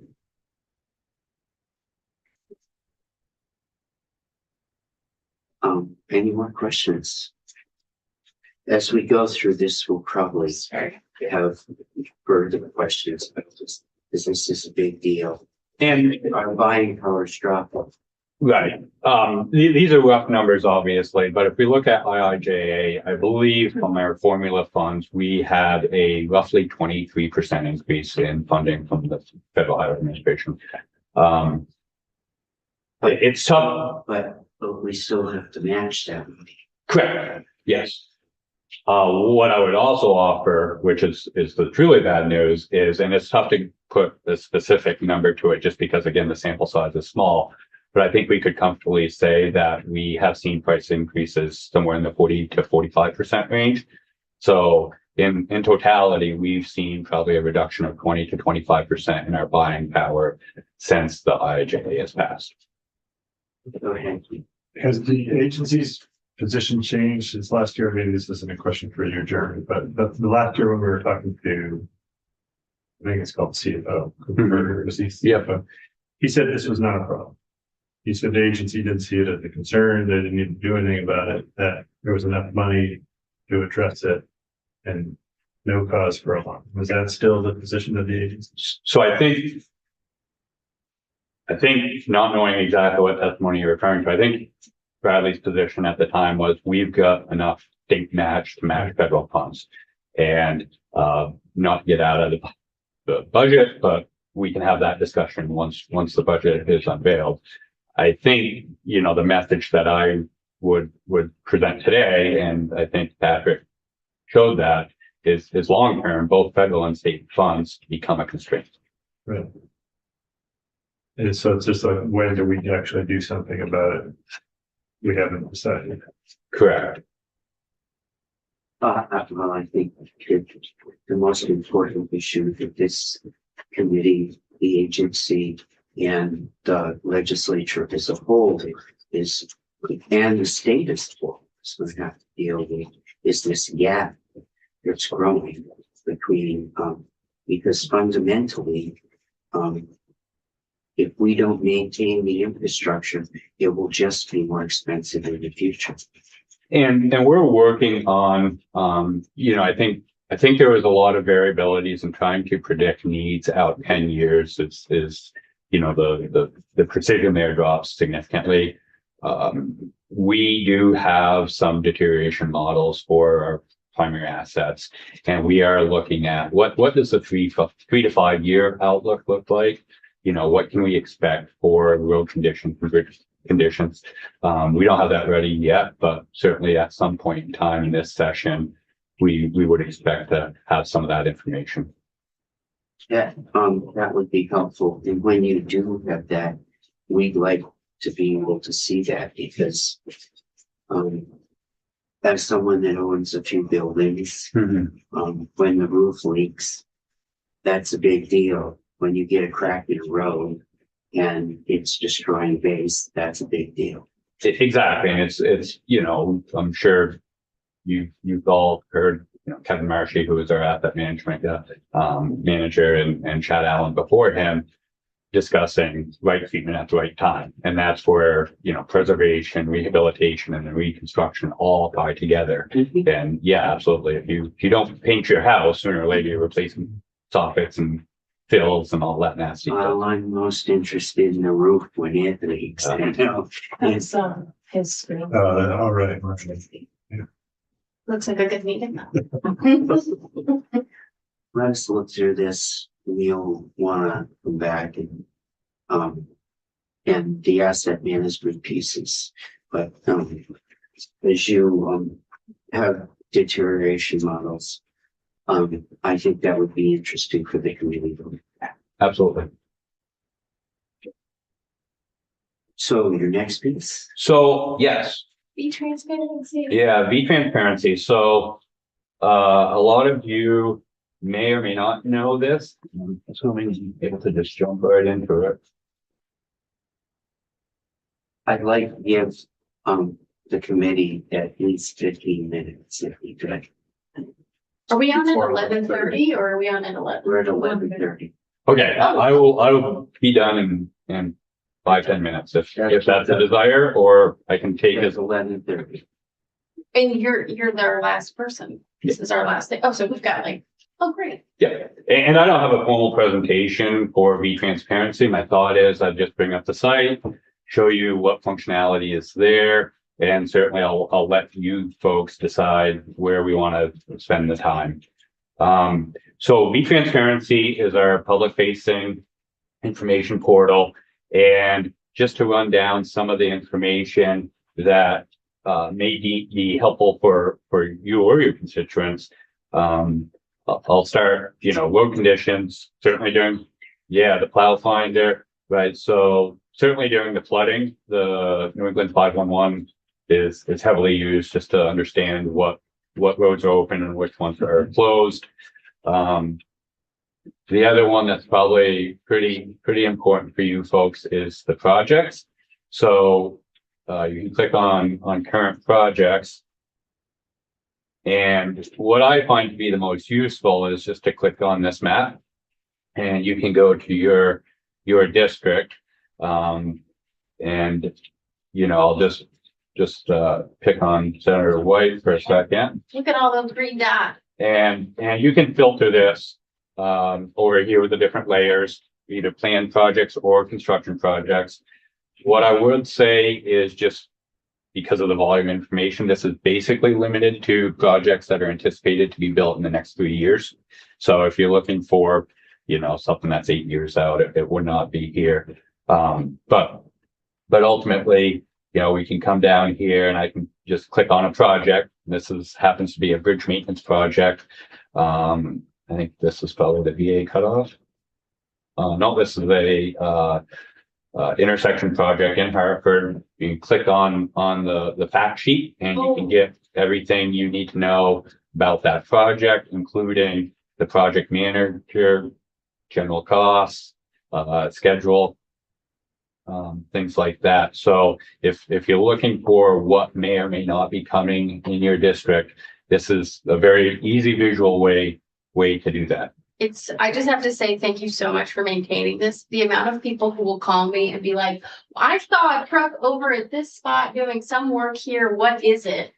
And then I go here and I go, here's the link. Yep. So it's active projects and upcoming projects. Yeah, so anything within a 3-year period. So everything active and then anything planned to be constructed within 3 years. Then some of the other sort of more nuanced information, and this goes to our deterioration models. So pavement condition, we can pull this up, and there's 2 screens here. One is what we view based on our last inspection, the condition of that specific road. And so again, you can click on it, and the different colors mean different things. I'll just pick this because this is going to be poor. And so this is 133. You can see basically what the history of that. We'll glitching here on that.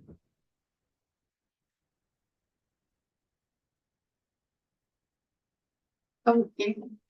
So you can see we came through there, looks like 2010, did a project.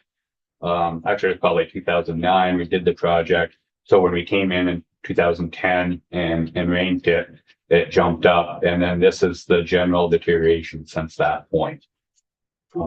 Is that what you expected in terms of the span of the? I don't know, honestly, about this specific. I'm just sort of randomly picking stuff.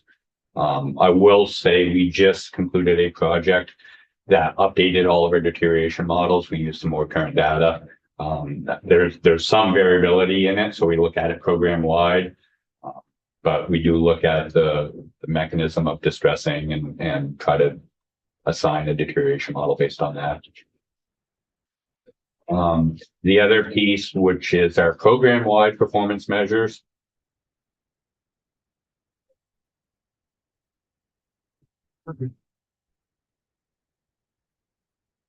And so this is again the program wide condition. We've got 2 measures that we've historically looked at.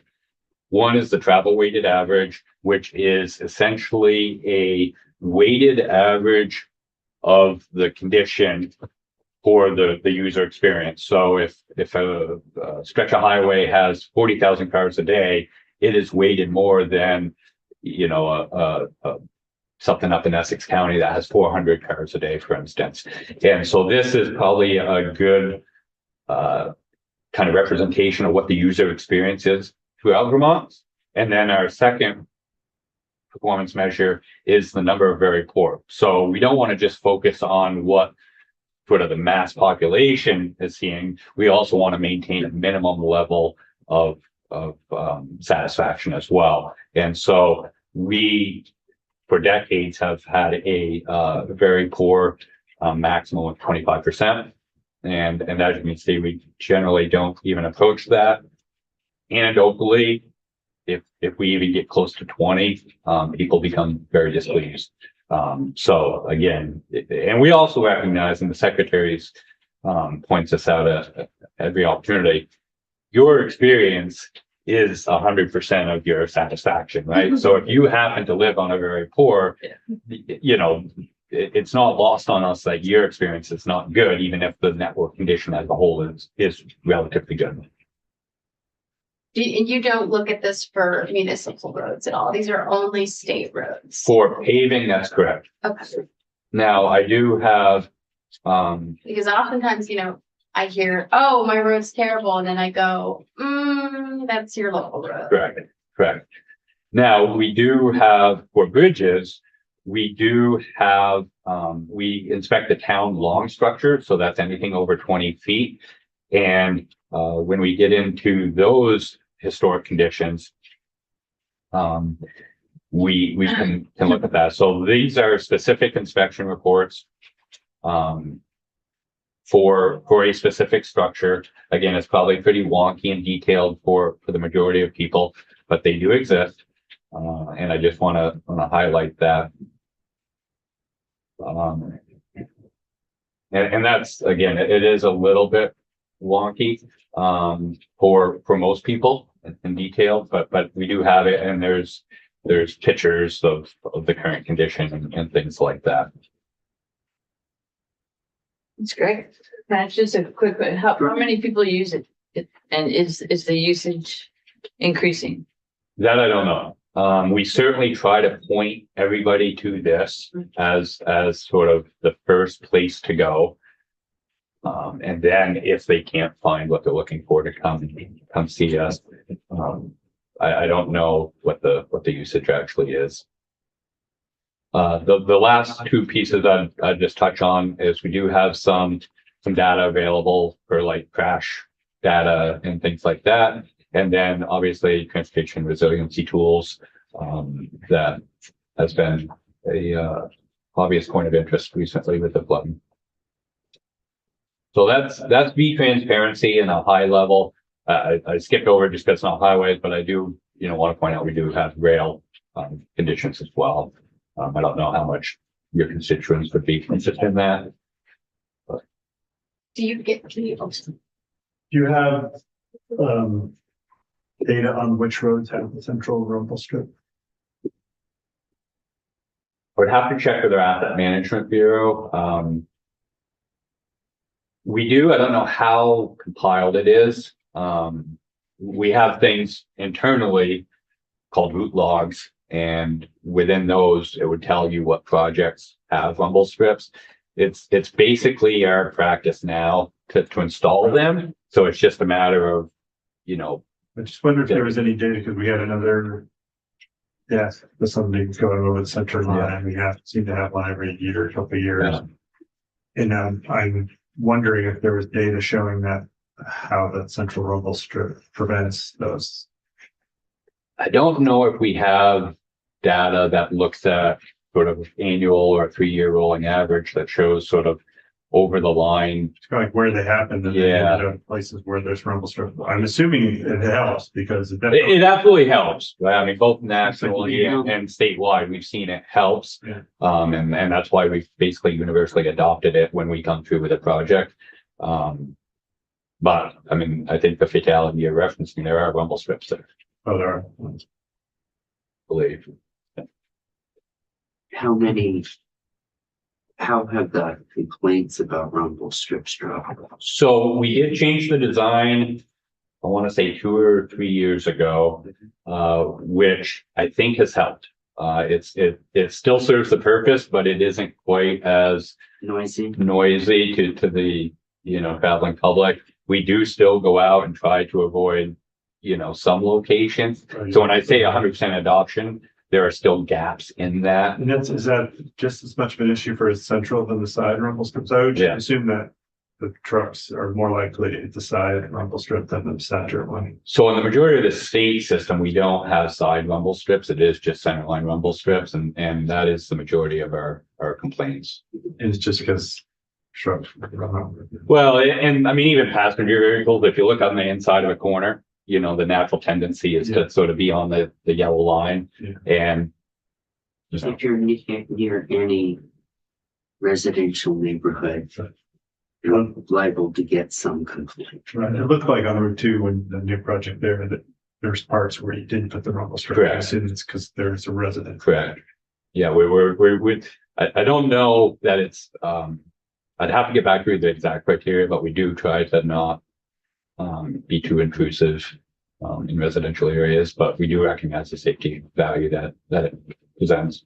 In the early days, one of the earliest places was on Route 104. Yep. And they did rumble strip through Fairfax into Cambridge, and they paved over it. Yep. Because there was a fair amount of complaints. I think it's got better. I think so. And again, I think the design change has certainly aided that. So what did you do differently in the design? So I'd have to, I don't know off the top of my head, but it's what is more called a sinusoidal as opposed to what our original one was. So I don't know the exact details, but I do know it did change. Yeah, podcast can help. Rumble strip. Yeah. Was there? Very good. I have a resolution. So, thank you. That's the one. We will want to come back to relation stuff with some details because it's a big deal for this. Not only are our revenues taking a hit, but with that's a huge bump. Absolutely. And if we're going to see it bite into the amount of miles that we can do and the number of bridges that we can do, I think you can't not pay attention. Absolutely true. I would just offer, the glimmer of good news out of the last 14 years, I'll say, is as devastating as the floods were, because we were able to use federal highway ER funds. Best guess is we probably replaced roughly 100 bridges between Hurricane Irene, the 23 flooding and the 24 flooding. And we were able to do that without tapping into formal funds. Same with culverts.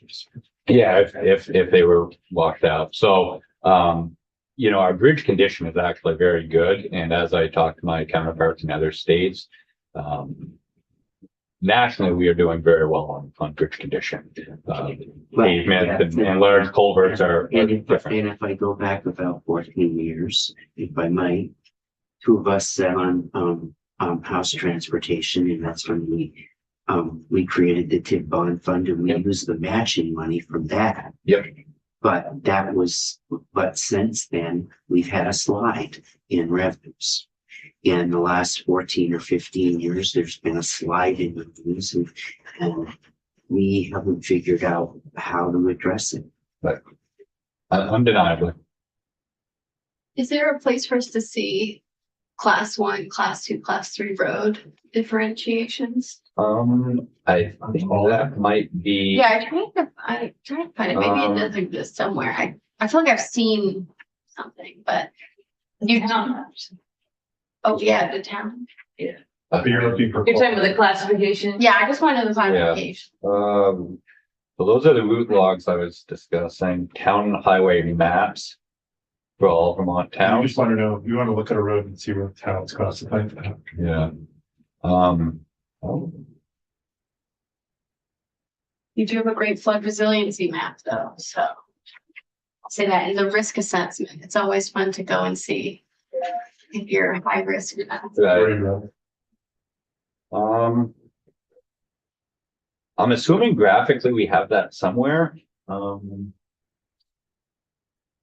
the top of my head, I don't know where. I mean, well, honestly, we just look with what was called the orange book, but that's not public. There's another book, there's the. There's a lot of colors. Yeah, The work indeed, you know. Can't be colorblind. but yeah, I think that is one of the bigger questions that even we have internally is that a class one or is that still the state highway, and knowing exactly where that boundary is. Yeah. They're on the regional commission, in my area, they're on the regional commission Yeah. website. They keep it for all the towns. Oh, have to Do see. people ask you, or why do you want? Cause you need it. Because people do, they say, oh, my road is a da da da. I'm like, okay, maybe. I don't know. I don't know how to confirm or deny that. And there's other goofy things that go back, decades where you've got literally class 2 roads that are federal aid roads, right? So Great Brook's an example. But no idea why that's a federal aid road, but it is. The great book in Plainfield. Okay. Yeah. Well, we got. You We're want to speak? a little earlier than I'd hoped, so we've got time. And thank you very much. Thank you. Thanks. Is there, is there a place to see speed limits on this? I think That's a good. I know you tried yeah, it. they should. It'll be in the mood logs. I believe. That has a speed limit on mood logs. We are. Says still live.